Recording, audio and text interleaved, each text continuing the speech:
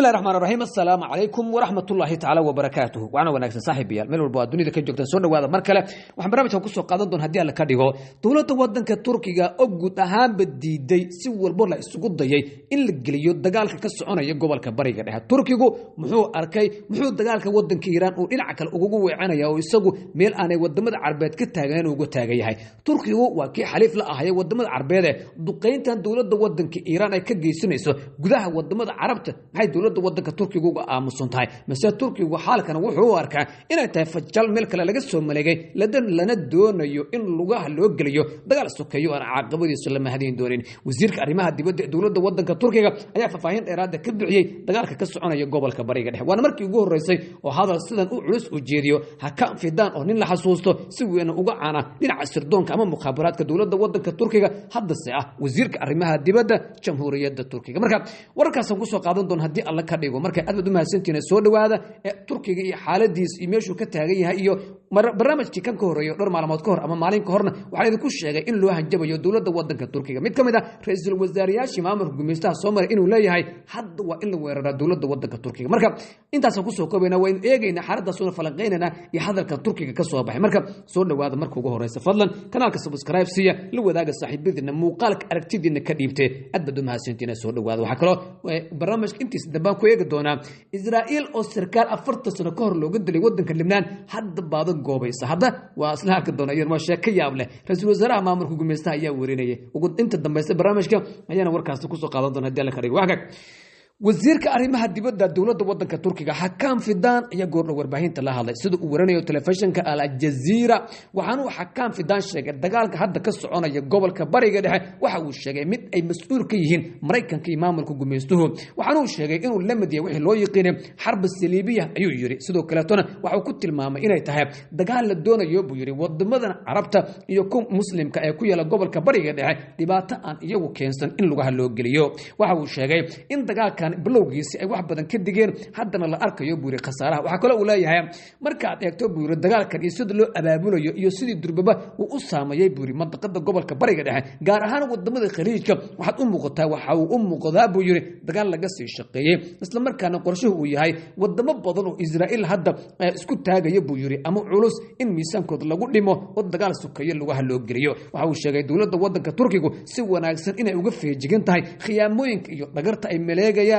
xoogaga maamulka gumeystaha waxaanu sheegay in la isku dayo dawladda wadanka Turkiga dagaalkaasi in la geliyo dhan walba laga soo gali karana waxa uu leeyahay wala isku diyaarinayaa buur inaan dagaalkaasi ka qayb qaadano laakiin dawladda wadanka Turkiga marna ma taageeri doonto weerarka ka dhanka dawladda wadanka Iran ayuu yiri wasiirka arrimaha dibadda dawladda wadanka Turkiga Masar Hakan Fidan waa markii ugu horeysay oo tan markii uu dagaalkan dhacay ee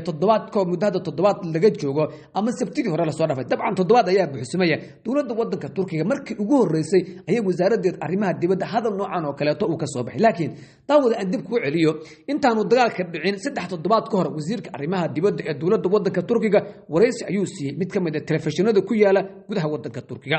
marka Hakan Fidan waxa uu xilligaas sheegay in hadii dawladda wadanka Iran buuro dagaal lagu qaado gobolka bariga dhexe uu holci doono arintaas waxa uu sheegay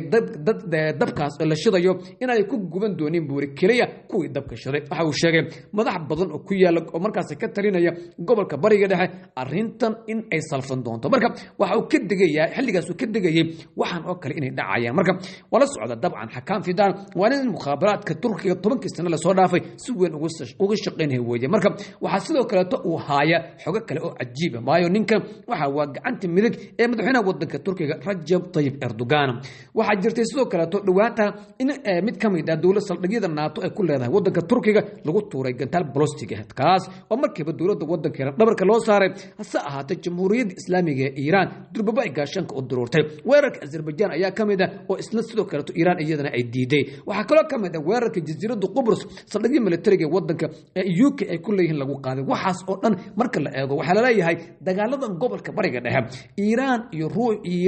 Mareykanka iyo maamulka gumeystuhu ha joogtay gacan saddexaad oo kale ayaa dagaalka horinaysa gacantaas saddexaad waxa la wariyay inay tahay mukhaabaraadka dhinaca dibadda u qaabilsan maamulka gumeystaha ee la yiraahdo Mossad marka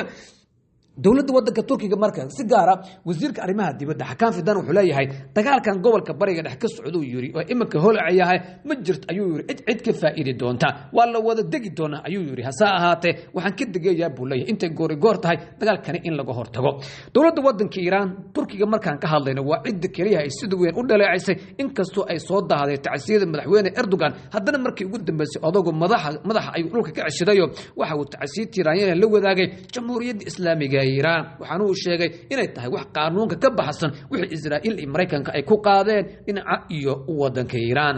inta marka danka ka gudubno wasiirka arrimaha dibadda dowladda wadanka Turkiga iyo hadalka uu leeyahay qaar kamid ah muxalliliintu ayaa waxay leeyihiin Israa'iil waxay Mareykanka ku cadaadinaysaa dagaalka Turkiga in la soo geliyo si walba ha ku soo galo maxaa yeelay madaxweyne Erdogan hadduu dagaalka soo galo waxay aaminsan yihiin in caalamka islaamiga isbedel ka dhici karo sidaas daraadeed inta dowladda wadanka Turkiga ay sheekada banaanka ka taagan tahay Israa'iil iyo Mareykanka inay guul ka fog tahay sidaas daraadeed Benjamin Netanyahu waxa si weyn uga cadaadinayay Trump inuu ku qanciyo wixii la siinayaa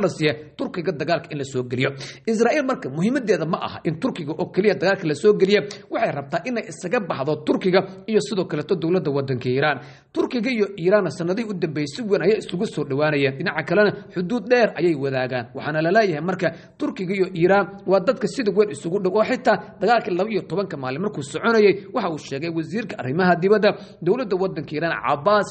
Araghchi ninka la yiraahdo inuu xitaa dowladda wadanka Turkiga uu lug ku galay marka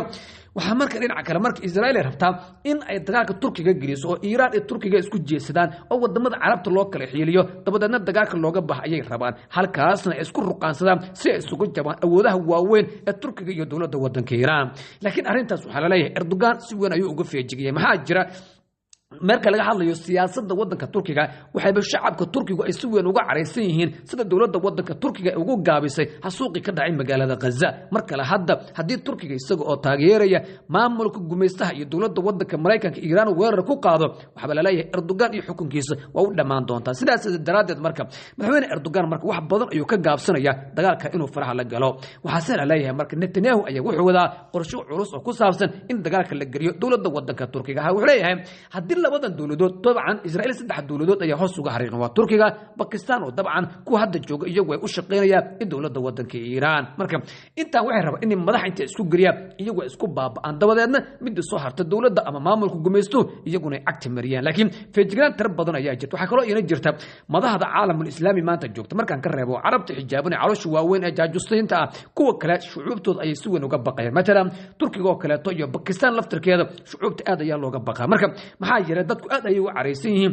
hadii hada dowladahoodu ay Mareykanka la safadaan dibadbaxyo waaweyn ayaa laga baqaya taas kuwaas ama dibadbaxyadaas oo ruuxi kara caasimadaha Islamabad iyo sidoo kale kuwa waaweyn ee caalamul islaami oo Turkigu markaas uu kamid yahay marka Turkigu markuu wuxuu ka baqaya dab ay Israa'iil iyo Mareykanka shadeen in dadkiisu ay ku gubtaan si weyn waa uga feejignay waxa dhinaca kale aan eegno marka ra'iisul wasaarihii hore ee maamulka gumeystaha Israa'iil ninka la yiraahdo Naftali Bennett ayaa dhawaantan hadal wareysi uu siiyay isaguna telefishin ay ku yaala maamulka gumeystaha shaka cayib la ku sheegay inkastoo aniga hadda aan xiganayo telefishinka RT la yiraahdo ee ay leedahay dowladda wadanka Ruushka waxa uu sheegay Naftali wuxuu leeyahay dowladda wadanka Israa'iil uu leeyahay sidoo hadal ku dhigaya ma jirto buur cid kaga cadowsan dowladda wadanka Turkiga Iran aan maanta weerarayno wuxuu yiri ama aan dagaalka ku hayno waxa nooga dhib badan buur dowladda wadanka Turkiga hadii aan Turkiga meesha laga saarin buu yiri waxa shaqeynay oo soconaya ma jirto sidaas daraadeed Turkiga wuxuu yiri waa musiibo ama falar wadnaha kaga taagan ayuu yiri maamulka Israa'iil sidaas daraadeed marka Turkiga wuxuu leeyahay marka waa inta laba laga qaada ka hor intuusan awoodeysan ayuu yiri miisaaniyada dhinaca militariga dowladda wadanka Turkiga sanadii u dambeeyay waa kubcaday buu yiri waxa uu soo saaranayaa burhubkiisa 80% xaguu socdaa buu yiri waa ayo cid weerarka ku yahay mataqaana ayuu isweydiiyay maya waa Israa'iil ayuu yiri cid kale oo ma jirto buu dowladda wadanka Turkiga ay birta u tumanayso laakiin dhinaca kale marka Israa'iil waxaan ogeynaa sida ninkan oo kaleeto ama Benjamin Netanyahu in ay tahay cid si wanaagsan ee badan iyo culeys badan ka qaaday maamulka gumeystaha guud ahaan dowladooda maxaa yeelay 20 maxbuus oo muddo 2 sano oo Gaza dukum ay ka dhigeen ciidamada gumeystaha iyo dowladda wadanka Mareykanka iyo xulafada Carbeed oo Imaaraadka Carabta ugu horeeyo iyaguna shidaalka lacagta iyo ciidamadii rasaasta ku kaalmeynayay ayaa waxa la leeyahay Erdogan wuxuu soo furfuray 20 maxbuus maalin kaliya in gacanta laga saaro maamulka gumeystaha waxa kale oo jirta xitaa kuwa meyd ah oo qaarkood 10 sano ka hor la dilay oo Hamas ay markaas frinjiro ku haysay xataa in la soo marka la siiyay laakiin 2 sano oo dagaal ah oo aan waxba dib loo dhigan in Israa'iil iyo Mareykanka iyo wadamada Carbeed oo dagaalka ku taageeray dhamaantood ay ku fashilmeen in maxaabiistaasi dib loo soo celiyo waxaas oo abaal loo galay sida la leeyahay inkastoo wali Israa'iil ay dagaalka ka wado magaalada Gaza haddana waxa la leeyahay Turkiga waxay u aragtaa adow culus oo ay tahay si degdeg ah inta laaba looga qaado marka qaar ka mid ah siyaasiyiinta maba qarinayaan waxay ku leeyihiin maalinkan Iiraan ka soo jeedsano Turkiga ayaa ku xiga ayay leeyihiin marka dabcan Turkiga inkastoo uu NATO ka mid yahay ha ka mid ahaada NATO sheegaysa xitaa haddii ay Israa'iil weerarta ma jirto cid ka dhicinaysa marka NATO ka mid tahay waxba la isku seexiyo laakiin Turkiga waxa la leeyahay isagu laftirkiisu hadda dagaalkan sidii wax u socdaan si wanaagsan ayuu ugu dharkay baa la leeyahay ugu nabugtay sidii wax u wadaan dawladda wadanka Mareykanka iyo maamulka gumaystaha Israa'iil marka xaaladdu way adag tahay waxa la leeyahay hadda Turkiga ayaa loo birtumanaya iyadoo dagaalka Iiraan uu socdo oo xaaladda ay meel wanaagsan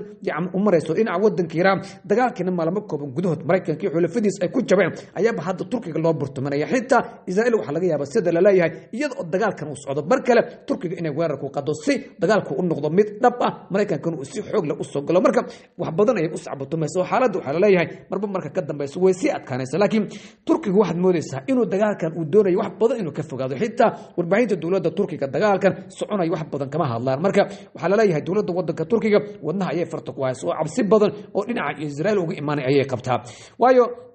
Turkiga ciidamo badan iyo saraakiil iyo hub badan ayaa looga burburiyay gudaha wadanka Suuriya markii uu isku dayay in militariga wadanka Suuriya xiriyo militari ugu dhiso meel u dhow magaalada Dimashq ee caasimadda wadanka Suuriya sidaas daraadeed marka Erdogan wadna ayuu farta ku haya baa la leeyahay marka baqdin culus ayaa jirto oo xitaa ugu yaraantii in kooxaha Kurdida iyaguna dib loo maalgeliyo maadaama dawladda Mareykanka iyo maamulka gumaysto ay sidaas oo kale u fikirayaan marka dhan walba aad ka eegtay waxa la leeyahay xaaladda gubashada gobolka Bariga Dhexe dunidu walwal badan ayay ka abuurtay laakiin sida dad badan oo khubara ay sheegayaan dagaalku sidan kuma ekaan doona madax badan oo Carbeed ayay u badan tahay xitaa in la laayo oo sheekadu waxa la dagaalkan waji cusub in laga helo gobolka Bariga Dhexe mooyaane si kale kuma dhamaan doono dagaalkan dad khubaraha ayaa hadalka sidaa u dhigay waxay ku soo kordhawaan warka doona saaxiibada iyo aad badan mahadsantiina dib intaan kulmo doona nabadgelyo